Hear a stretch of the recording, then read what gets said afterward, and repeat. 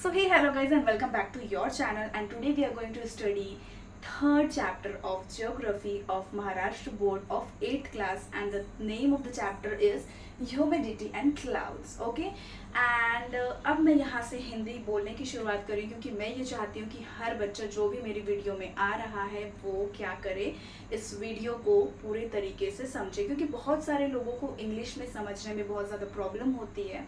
इसलिए I will tell each and everything in Hindi only. Okay, इससे क्या होगा कि बच्चों का कंसेप्चुअल नॉलेज जो है वो आप लोगों का क्या होगा, क्लियर हो गया। तो देखो, आप लोग है ना इस वीडियो को पूरा देखो और अंत में मुझे ये बताना कि आप जहाँ से मेरा वीडियो देख रहे हो वहाँ का वेदर कैसा है। वहाँ का वेदर बहुत ज़्यादा कूल है, बहुत ज़्यादा हॉट रहता है, या फिर काइंड ऑफ थोड़ा ह्यूमिडिटी के साथ चलता है। ठीक है, अब ये हॉट कूल जो मैं बोल रही हूँ, ह्यूमिडिटी बोल रही हूँ या फिर मॉइस्चर बोल रही हूँ, तो ये आप लोगों को वीडियो के एंड में ही पता चलेगा और आप लोग कमेंट करके ज़रूर बताइएगा। ठीक है, तो आज हम जानते हैं सबसे पहले, अगर आप लोगों ने देखा होगा कि हम इंडिया में रहते हैं, राइट। राजस्थान का जो टेम्परेचर है वो अलग रहता है। अगर कोई मुंबई रीजन में रह रहा है, मुंबई में रह रहा है, तो वहाँ का क्या होता है टेम्परेचर या फिर हम कैसे वेदर क्या होता है, बहुत अलग होता है। अब आप चले जाओगे माउंटेन एरियाज में, मान के चलो जम्मू एंड कश्मीर में, तो वहाँ का जो क्या होगा, क्लाइमेटिक कंडीशन होगा ना कि क्लाइमेट होगा, वेदर होगा, वो क्या होगा, बहुत ज़्यादा अलग होगा। ठीक है, तो हम देख लेते हैं एक एक करके कि आपकी बुक में कौन सा एग्जाम्पल दिया है, कौन से प्लेस का एग्जाम्पल दिया है, वो हम पढ़ लेते हैं। तो सबसे पहले हम आ जाते हैं राजस्थान में। ठीक है, जो राजस्थान की हवाएं होती है ना वो ड्राई एयर होती है, मतलब वो क्या होती है, सूखी एयर होती है, उसमें कोई भी मॉइस्चर प्रेजेंट नहीं होता है। ठीक है, कोई भी मॉइस्चर नहीं होता है, वो बिल्कुल क्या होती है, सूखी होती है। ठीक है, इसलिए आपने देखा होगा जो राजस्थान के लोग होते हैं ना वो बहुत पतला कपड़ा पहनते हैं, कॉटन का कपड़ा पहनते हैं, जिससे कि क्या होता है, जो एयर होती है बहुत आसानी से पास कर जाती है। ठीक है, तो ये हो गया हमारा राजस्थान का। अब हम आपके हिसाब से आ जाते हैं कश्मीर में। ठीक है, अब देखो जो कश्मीर है, ठीक है, वहाँ पे क्या वेदर हो सकता है, हवाएं कैसी हो सकती है, कोल्ड होती है। ठीक है, बहुत ज़्यादा कोल्ड होती है, बट यहाँ पर भी क्या होता है, मॉइस्चर प्रेजेंट नहीं होता है, मतलब कोई भी मॉइस्चर यहाँ पे इन हवाओं में। ठीक है, जब कश्मीर की अगर हवाएं हैं तो उन हवाओं में क्या नहीं प्रेजेंट होता है, मॉइस्चर प्रेजेंट नहीं होता है। इसलिए वहाँ के लोग क्या पहनते हैं, आपको भी पता है कि बहुत ज़्यादा ठंडी रहती है भाई, तो क्या होगा, वो वार्म क्लोथ्स पहनते हैं। ठीक है, यानी कि गर्म कपड़े पहनते हैं। ठीक है, आपने देखा होगा जब ठंडी आती है, सॉरी जब ठंडी का सीजन होता है, तो आप आपकी स्किन को इस तरीके से स्क्रैच करोगे तो वाइट वाइट आ जाता है, राइट। वो क्यों आता है, क्योंकि जो ठंडी की हवाओं जब उस टाइम चलते रहता है तो हमारे उस वहाँ पे उस हवाओं में मॉइस्चर प्रेजेंट नहीं होता है, और इसलिए हम क्या करते हैं, अपने बॉडी को मॉइस्चराइज करते हैं, यानी कि ऊपर से मॉइस्चर लगाते हैं, राइट। तो ये होता है। ठीक है, अब आ जाते हैं हम मुंबई रीजन में। अब आप लोग अगर मुंबई से देख रहे हो या आप लोग कभी मुंबई गए हो तो आपको ये पता है कि वहाँ पे हॉट एयर होती है, बट मेन डिफरेंस क्या है वहाँ पे, कि वहाँ पे मॉइस्चर जो है हवाओं में वो प्रेजेंट होता है। अब आपको कैसे पता चलेगा कि भाई हवा में मॉइस्चर प्रेजेंट है, आपको है ना, जब आप वहाँ पे रहोगे ना तो आपको सब पसीना पसीना चिप टाइप का लगता है, कुछ गीला गीला थोड़ा थोड़ा सा, तो आपको वो समझ में आ जाना चाहिए कि उस हवा में, उस एयर में क्या प्रेजेंट है, मॉइस्चर प्रेजेंट है। तो हमने बिल्कुल से देख लिया कि भाई राजस्थान में बिल्कुल सूखी हवा होती है, कोई भी मॉइस्चर नहीं होता है। कश्मीर में बहुत ज़्यादा ठंडी होती है बट मॉइस्चर प्रेजेंट नहीं होता है, एंड मुंबई की जो हवाओं में क्या होता है, मॉइस्चर प्रेजेंट होता है। और वहाँ पे पता है क्या है, मॉइस्चर प्रेजेंट तो रहता ही है, बट मुंबई में अगर बहुत ज़्यादा बादल हो जाते हैं ना, तो जो मॉइस्चर होता है एयर में वो क्या हो जाता है, बढ़ जाता है, यानी कि इंक्रीज हो जाता है। ठीक है, अब मान के चलो सपोज, ठीक है, अब भाई मुंबई में बहुत ज़्यादा क्या है, क्लाउड्स आ गए हैं। ठीक है, मतलब बादल छा गए हैं, तो क्या होगा, जो एयर में मॉइस्चर प्रेजेंट क्या हो जाएगा, बहुत ज़्यादा बढ़ जाएगा, मतलब उसका जो प्रोपोर्शन होगा मॉइस्चर का क्या हो जाएगा, एयर में मॉइस्चर क्या हो जाएगा, बहुत ज़्यादा प्रेजेंट रहेगा। ठीक है, तो ये कंसेप्ट आप लोगों को बहुत अच्छे से समझ में आ गया होगा। तो फिर हम बढ़ते हैं आगे। और एक और बात मैं आपको बता दूं कि मॉइस्चर जो होता है ना वो इनविजिबल होता है, वो आप लोगों को नेकेड आइट से दिखता है क्या, नहीं दिखता है ना, आप लोगों को ये समझ नहीं आएगा। अब जैसे कभी कभी होता है कि हम कहीं जा रहे होते हैं, ठंडी होती है पर हमें ना फिर भी पसीना आता है, थोड़ा सा गर्मी का ऐसे एहसास होता है। तो क्यों होता है वो गर्मी का या फिर पसीना क्यों आता है? क्योंकि उन हवाओं में मॉइस्चर जो है वो प्रेजेंट है। ठीक है, सॉरी। अब हमारा जो नेक्स्ट टॉपिक है वो है evaporation. And I am very sorry कि मेरे पास बुक नहीं है, तो मैं आप लोगों को जो भी ऐप्स वगैरह रहते हैं उससे ही मैं आप लोगों को ये पढ़ के बता रही हूँ। ठीक है, अब हम आ जाते हैं इवेपोरेशन। अब आपने 6th और 7th में ये बात पढ़ी है कि इवेपोरेशन क्या होता है। जब कोई भी पानी यानी कि जो वाटर है वो किस में कन्वर्ट हो जाता है, स्टीम में कन्वर्ट हो जाता है या फिर वाटर वेपर बन जाता है। ठीक है, तो इस प्रोसेस को हम क्या बोलते हैं, इवेपोरेशन। ठीक है, इवेपोरेशन यानी कि सिंपल सा फंडा है, पानी जो है ना वो किस में चेंज हो जाता है, आपका स्टीम बन जाता है। ठीक है, या फिर आप वाटर वेपर बोलते हैं। जैसे हम अब एक चीज़ में कंसेप्ट आप लोगों को समझा देती हूँ। ठीक है, कि जो हमारा सन है वो क्या है, बहुत ज़्यादा गर्मी देता है। अब जब वो गर्मी देता है तो जो अर्थ में वाटर प्रेजेंट है, जो हमारे ओशन है, ठीक है, जो हमारे लेक्स है, वो क्या उनका जो पानी है वो क्या, मतलब जो पानी रहता है वो क्या बनने लग जाता है, वाटर वेपर बन के लग जाता है और वो भाप के तौर पे ऊपर उड़ जाता है। ठीक है, ये कंसेप्ट आपका क्लियर हुआ कि भाई अब देखो घर में देखोगे कि अगर आपकी मम्मी ने कभी गैस में या हीटर में पानी रखा हुआ और वो खौल रहा है, ऊपर में लीड है, तो वो पानी क्या बन जाता है, अपने थोड़े टाइम में देखोगे तो ऊपर में ना आपको लीड में देखोगे तो थोड़ा थोड़ा पानी जमा हुआ दिखेगा, वो क्या होता है, वाटर वेपर होता है। तो ठीक वैसे ही हमारे अर्थ का भी जो एक ये होता है ना, कंसेप्ट ये है कि अगर सन की जो हीट होती है बहुत ज़्यादा गर्म होता है तो वो भाई कहाँ जाता है, अर्थ का जो पानी है उसमें जाता है। और अर्थ का पानी किस में चेंज हो जाता है, वाटर वेपर में चेंज हो जाता है ना, बहुत ज़्यादा सिंपल। तो जो हमारा अर्थ का वाटर है, ठीक है, वो किस में चेंज हो जाता है, वाटर वेपर में। पर चेंज क्यों होता है, क्योंकि उसको सन की क्या मिलती है, हीट मिलती है। सन के हीट की वजह से क्या होता है, जो हमारा अर्थ का वाटर है, जो ओशन का वाटर है, कह सकते हो लेक का वाटर है, वो किस में चेंज हो जाता है, वाटर वेपर में, मतलब वाटर वेपर बन के वो ऊपर चला जाता है।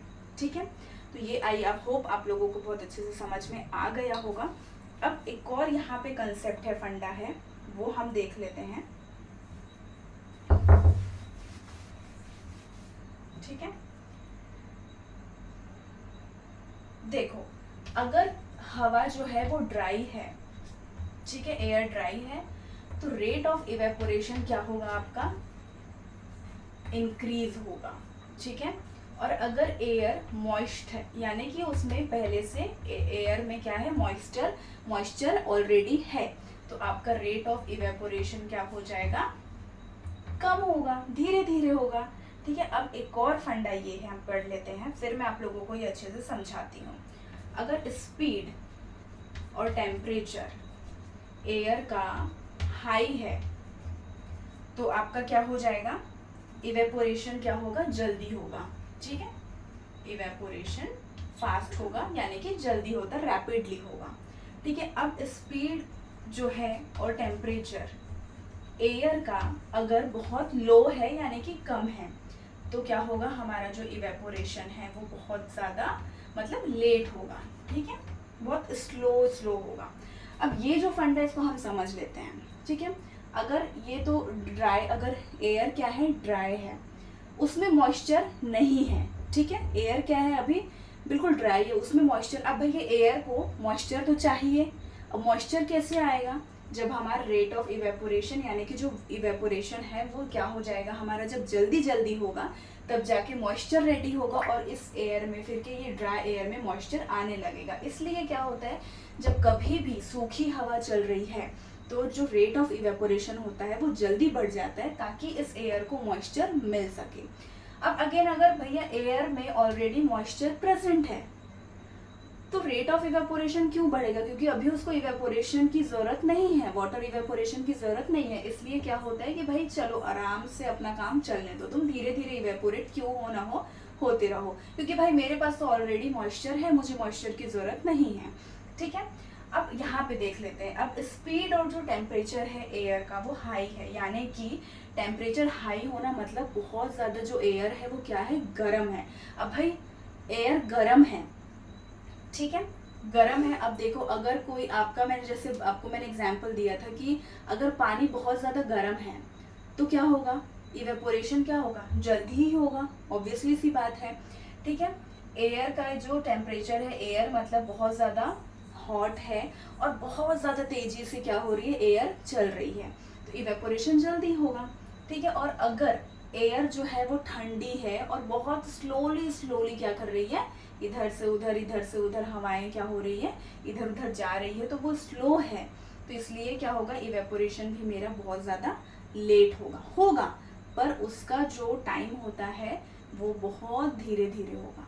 ठीक है, गॉट इट, समझ में। एयर ड्राई है भाई, यहाँ पे एयर को मॉइस्चर की जरूरत है, इसलिए मुझे वाटर इवेपोरेशन जल्दी करना पड़ेगा।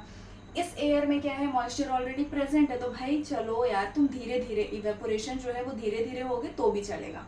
अब देखो टेम्परेचर हाई है यानी कि बहुत ज़्यादा गर्म है। अब अगर कोई भी चीज़ बहुत ज़्यादा गर्म है तो इवेपोरेशन जल्दी होगा, ये आपको भी पता है क्योंकि मैंने आपको लोगों को एग्जाम्पल दिया था किसका, अगर घर में मम्मी जो है पानी गर्म कर रही है, बहुत ज़्यादा पानी एकदम खोल रहा है तो वाटर वेपर बनता है ना, तुरंत बन जाता है, तो वो क्या होता है, इवेपोरेशन जल्दी होता है।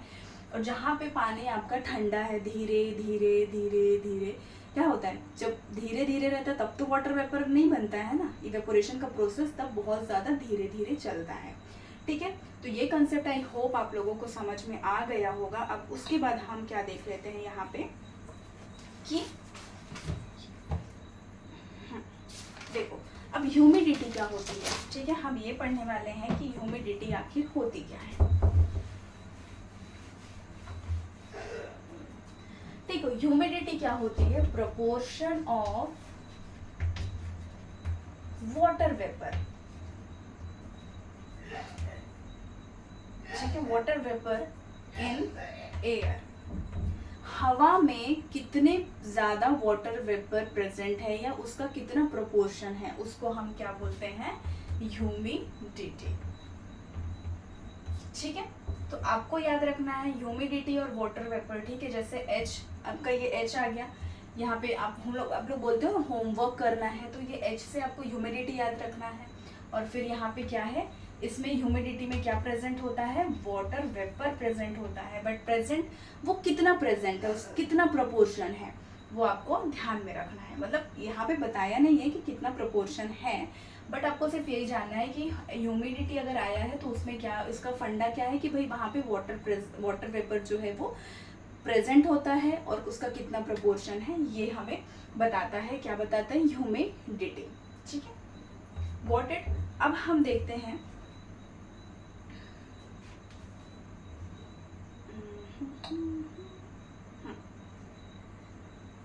अच्छा ठीक है, अब हम देख लेते हैं कि देखो जो सूखापन होता है, मैंने आपको पहले ही बताया कि देखो जो एयर ड्राई है या फिर एयर कोल्ड है, सॉरी एयर ड्राई है तो उसको मॉइस्चर की ज़रूरत पड़ती है। ठीक है, एयर अगर हॉट है तो उसको मॉइस्चर की ज़रूरत पड़ती है, एयर अगर कोल्ड है तो उसको मॉइस्चर की ज़रूरत पड़ती है। ठीक है, तो क्या होता है कि ये जो सूखापन और थोड़ा सा गीलापन, ये किसके ऊपर डिपेंड होता है, किसके ऊपर डिपेंड होगा, वाटर वेपर के ऊपर डिपेंड होगा। ठीक है, कि कितना उस एयर में वाटर वेपर प्रेजेंट है, यानी कि उस एयर में कितनी ह्यूमिडिटी है। फाइन, अब देखो यहाँ पे एक फंडा है, हम एक एक्टिविटी कर लेते हैं। ठीक है, सबसे पहले मैं आप ये थोड़ा पढ़ लेती हूँ, ठीक है, फिर मैं आप लोगों को अच्छे से समझाती हूँ। Air can hold moisture in specific quantity at specific temperature only, as air cools down its moisture holding capacity reduces. This implies that warmer air can hold more moisture. ठीक है, देख लेते हैं हम इसको, मैं फिर से लिख लेती हूँ, आपको अच्छे तरीके से फिर समझाती हूँ। ठीक है,